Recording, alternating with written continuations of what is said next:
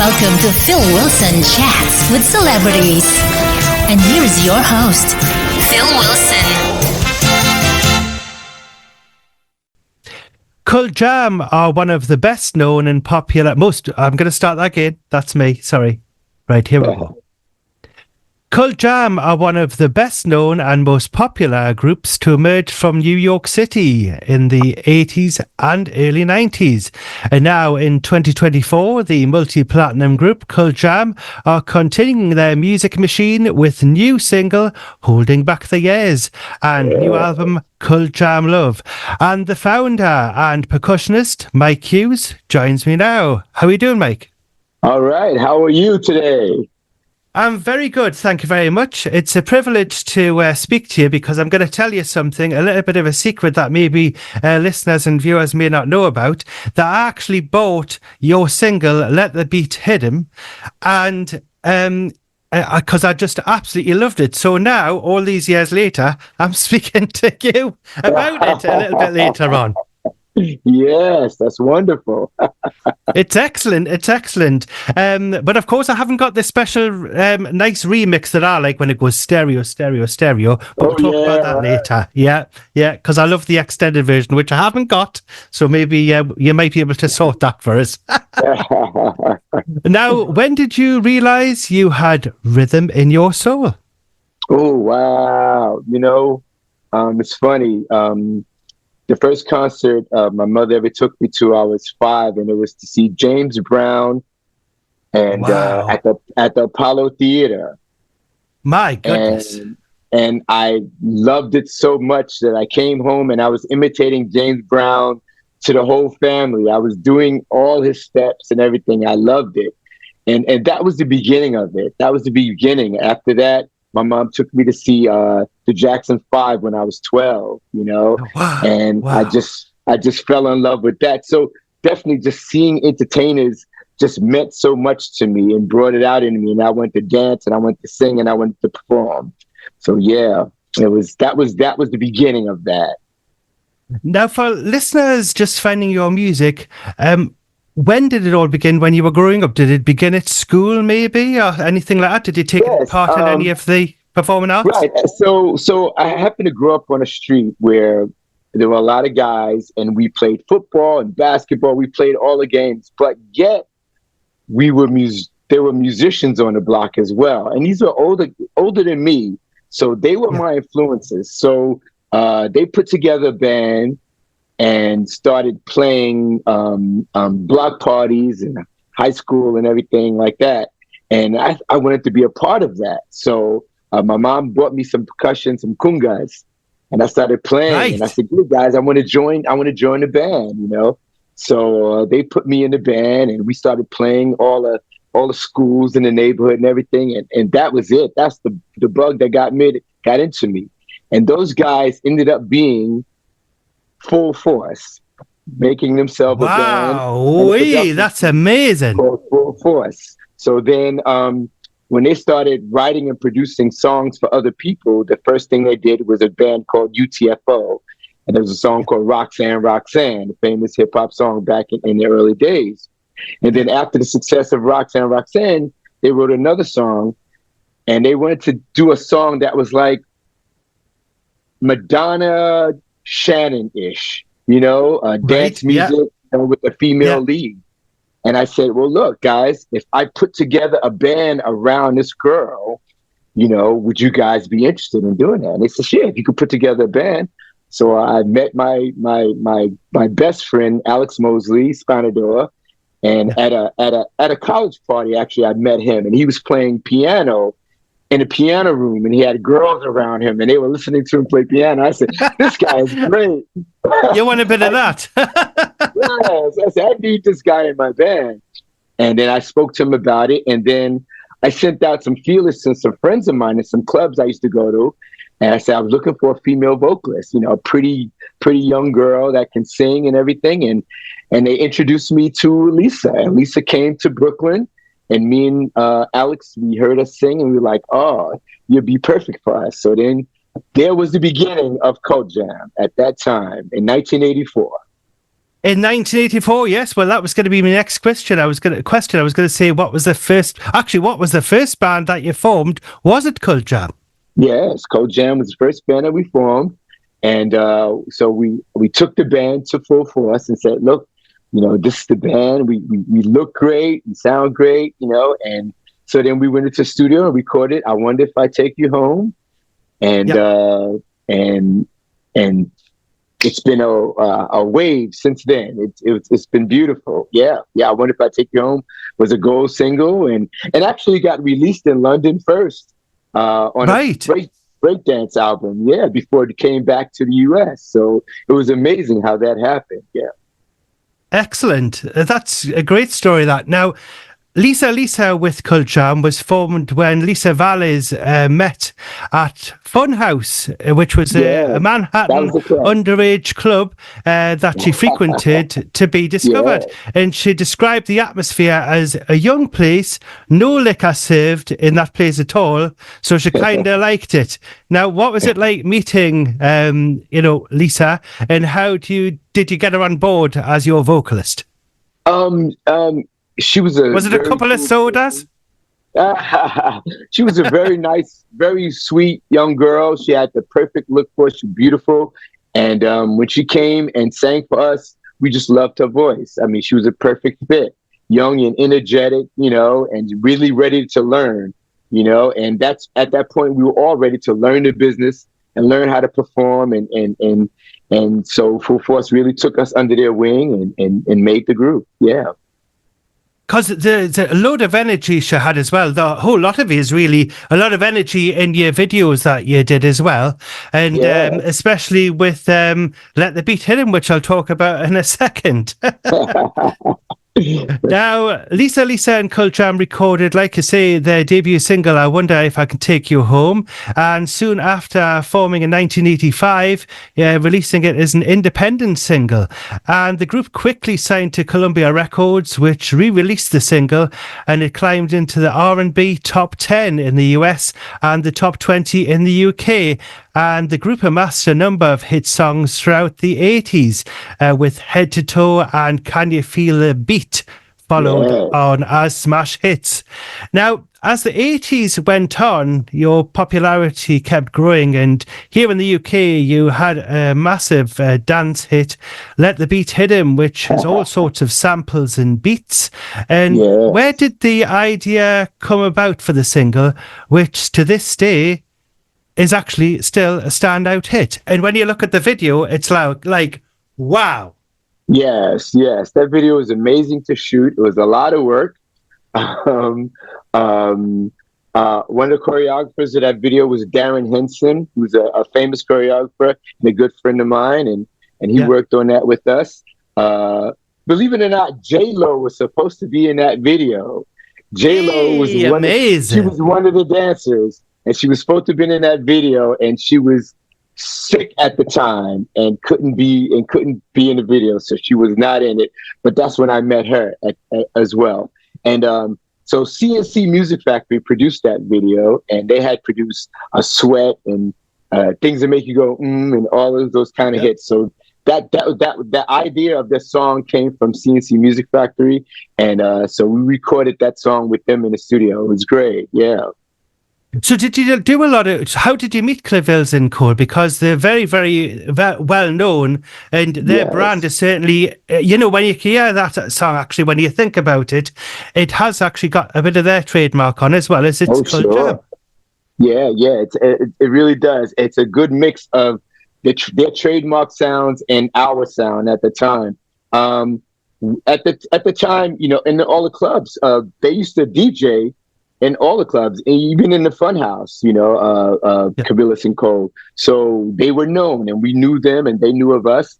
And so when Columbia Records decided to have half the album produced by Full Force and half the album produced by someone else, they went to Cabilis and Co. to bring that dance feel to our album, which we already had, but they brought that feel their way to the album, and that's the song that came out. And that was great. Yeah.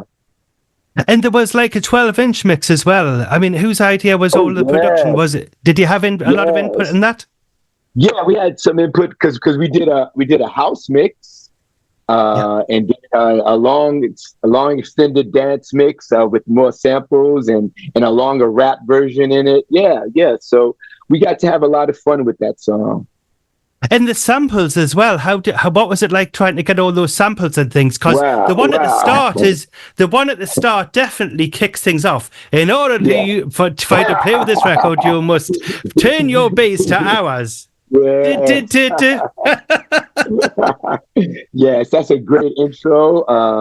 It's got a and bit it's of funny. James Brown in there actually, because it goes, doesn't it? Yeah, After he says that. yeah. It's so much fun to perform that song even now. To this day, when we perform that song, it has such great energy. It's a great stage performance song. Yeah. And the video, where was that filmed and how long did that take to film? Because it looks quite complicated because there's lots of shots going at the same time. Somebody's doing this and all sorts.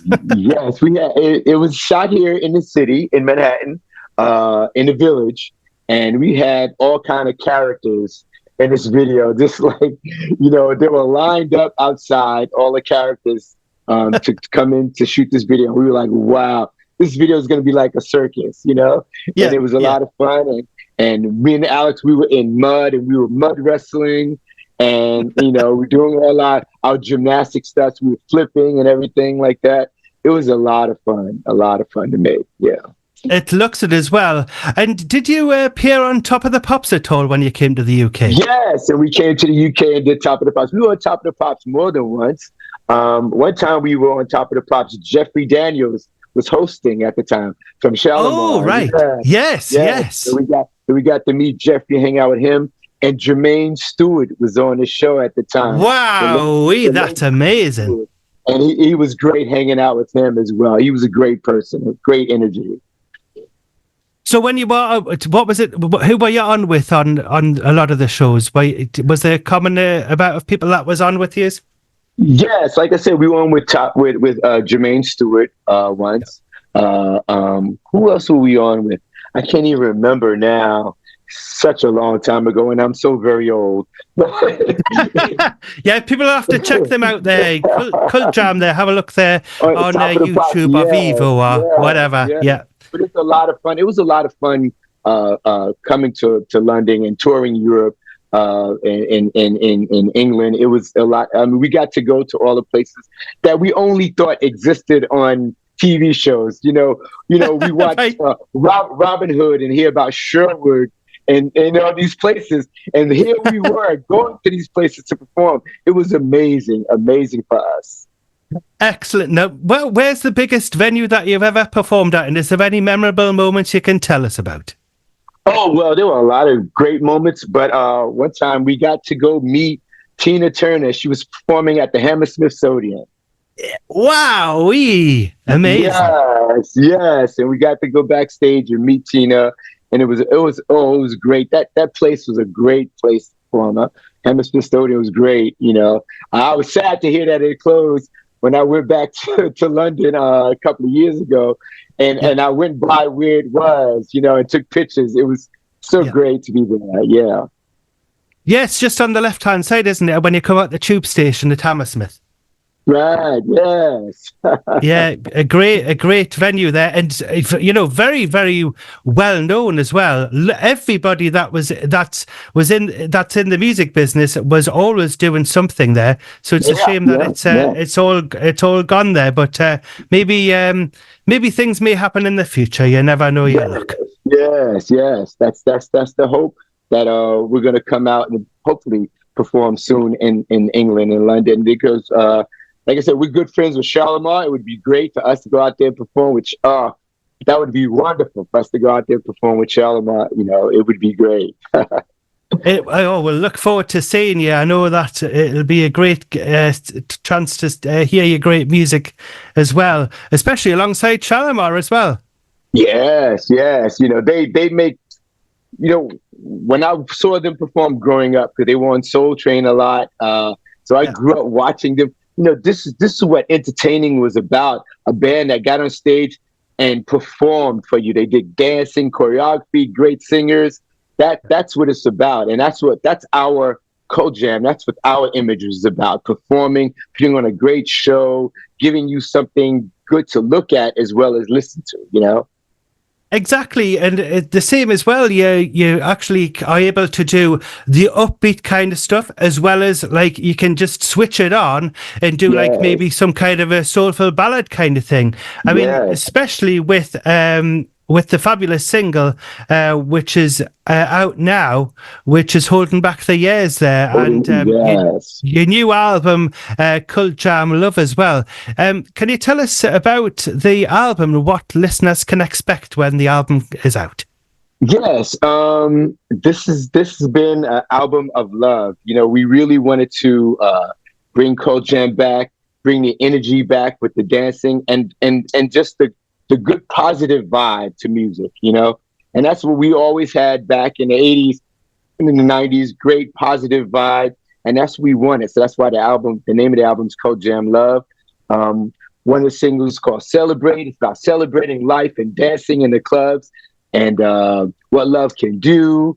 And then I always loved this song by Simply Red, Holding Back the Years. I always thought it was a wonderful song. It's so soulful and great. And I always I said, you know, it would be really different with a beautiful female voice on it. And so our lead singer, current lead singer, Mystina Sol, put her great vocals to it. And it sounds wonderful. And that is our current single now, Holding Back the Years, that Simply Red cover. And it's wonderful. Yeah. It is wonderful, yes, and we're going to be playing that soon. Now, on the album, Love from CultJam, is there any collaborations or is there any surprises that you can tell us about? No, we didn't get a chance to actually collaborate. We started doing this album idea was coming around after COVID. Right. And so people were really separated from each other. But we were on the phone talking about how much we really needed to do this album. So, you know, right as soon as COVID ended, we were able to get together, really jump right into it. So it was really just the three of us in the studio, banging our heads, making this great music. So no, we didn't get a chance to collaborate with a lot of people that we really want to do stuff with, but hopefully the next time around. But this was just a creation of love with the three of us. Yeah. Yes, and listeners, pardon the pun, are absolutely going to love it. Now, the vinyl revival is upon us. So, could you tell me, Mike, what is the first vinyl record you ever bought? And if you had a turntable aside you right now, what track would you put the needle on the record for me, please? One of the first vinyls I ever bought was Mystina by the Silvers. Wow. The Misdemeanor. Yes, that was, at the time, the Jackson 5 were really famous. So when that song actually first came out and played, everyone thought it was the Jackson 5, you know? Yeah. No one thought, it was another group, of young people, and it's Foster Silver singing. It was the Silvers. And I learned to love them as well. Misdemeanor, that was a great, great, great track. That's my childhood, those bands, the Jackson 5, the Silvers, and then of course I didn't grow up to be Earth, Wind & Fire, that's, wow, yes, they're really good as well. A band like that, so much energy, all these people making this energy on stage.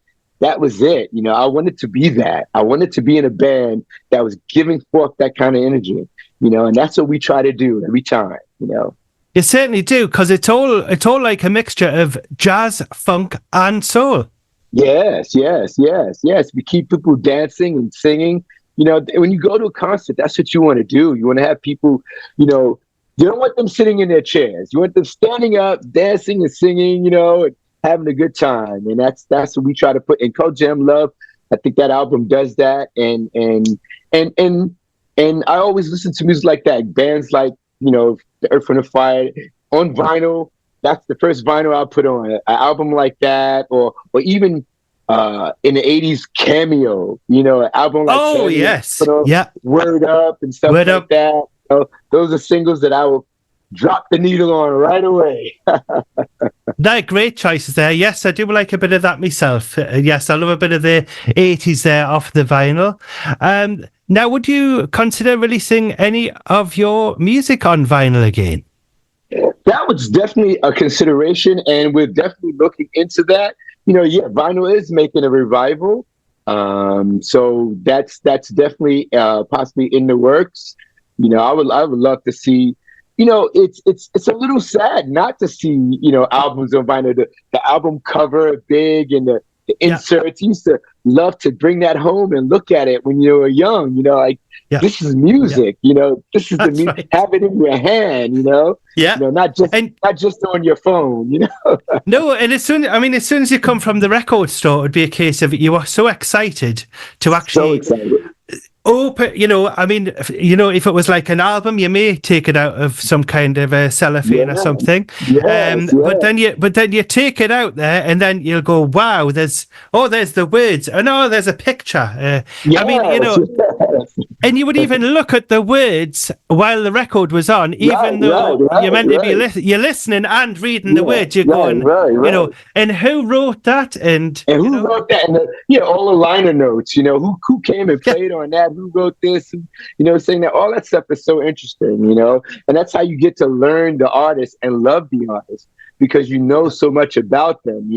Not just listening to their music on your phone or on the radio, but actually learning about the artist makes you love them. Now, I've never asked anyone this before yet, but I'm going to ask you. In America, are the radio stations adopting the vinyl again, or they're still sticking to digital? Wow, yeah, they're still sticking to digital.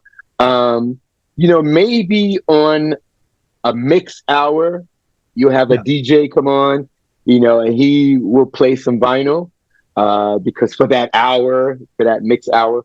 But basically on a day-to-day, it's digital, yes. It's digital, because what I'm doing here, you see, is I've got things, there's an example, if you can see it. That is actually, I don't know if you can see it, it's Ultravox there, but you cannot really see it. Ultravox and him. Now, I've got all the vinyl, you see. Yes. I'm surrounded by vinyl, so maybe I am still doing something unique, and I've been doing the Vinyl Revival show for over 8 years.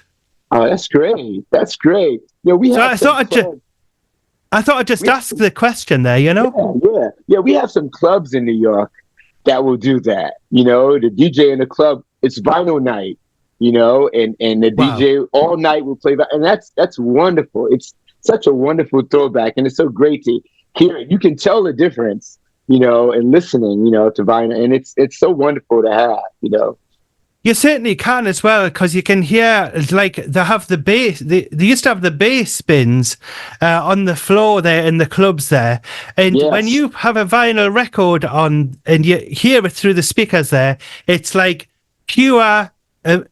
Musical experience. You feel it through the floor. You feel it everywhere. The whole room is filled, but a file. Absolutely. Absolutely. Yes. I have a vinyl collection. I was a DJ. When I grew up, we did a lot of things. Everything had to do with entertainment and of course meeting girls. Anything that so playing music and DJing and playing sports and all that stuff, so I was lucky like that. I grew up on a street with a lot of guys that had influences like that. So, it's funny, we had none of the negative influences from being a band and touring, drugs and drinking and things like that. We didn't partake, which was amazing, especially through the 80s, which was amazing. But that's why I guess I'm healthy right now, and I'm 60. I'll be 60 next month. And, you don't look it. Yeah, performing. You're aging very well. Yes, and dancing great on stage, and I love it. But so that was always a part of our thing. But I have a great selection of vinyl, and of course all our vinyl, all Elise and CultJam vinyls. We'd like to be with them, all the 12 inches and things like that. So hey, it's a shame you haven't got like a little spare there hanging around there. You can send us. Have you not got a box full of them somewhere in the loft? I'll look around. You'll have a look around. Oh, that'll be great. I'd love it. Now, do you have any future projects that you can tell us about? Well, the album just came out, so everything revolves around this album right now. We're trying to do promotional shows and lots of interviews, and we're gonna start doing some concerts for the album. So really, right now, that's all the focus. That's all the focus for now. Touring is we're a touring band. We've always been a touring band, and that's what we're dying to do. Dying to get back on the road and let people see and hear what we do and what we are. And that's so important to us, and that's what we want to do. So right now we're just focusing on touring for this album. Yeah. And it's a fabulous album as well. Now, can you tell us where listeners can follow you and buy your music? Yes, well, our music is available on all platforms. CultJam loves the album. Holding Back the Years is the latest single, which I love so much. I think everyone will really love this song. And www.cultjammusic.com. Yes, and on Instagram is CultJam Love. CultJam Love on Instagram. You can find us on Instagram, CultJam Love. Come see us, talk with us, get to know us. That's what it's about, how you learn to love an artist. Talk to them, get to know them, and come out and see us. Yes. Yes, we'll definitely be coming along, and you'll have to get yourself over to the UK as soon as possible, and maybe we'll meet up at some point and have a nice chat and that. It'll be fabulous. That would be wonderful, yes. So if you can stick around, Mike, we'll have a little bit of a chat. But unfortunately, as far as the chat goes for now, it leaves me to say we've run out of time, Mike. But I'd like to thank you for joining me on the show, and it's been such a privilege chatting with you. And would you like to come on the show again, or have I frightened you away? Thank you so much, and we would love to be back. And may I bring the whole gang. Got to round everyone up and bring the whole gang. And hopefully we'll be in London to see you. That would be great. Ciao, everyone. Thank you very much. Holding Back the Years, CultJam Love.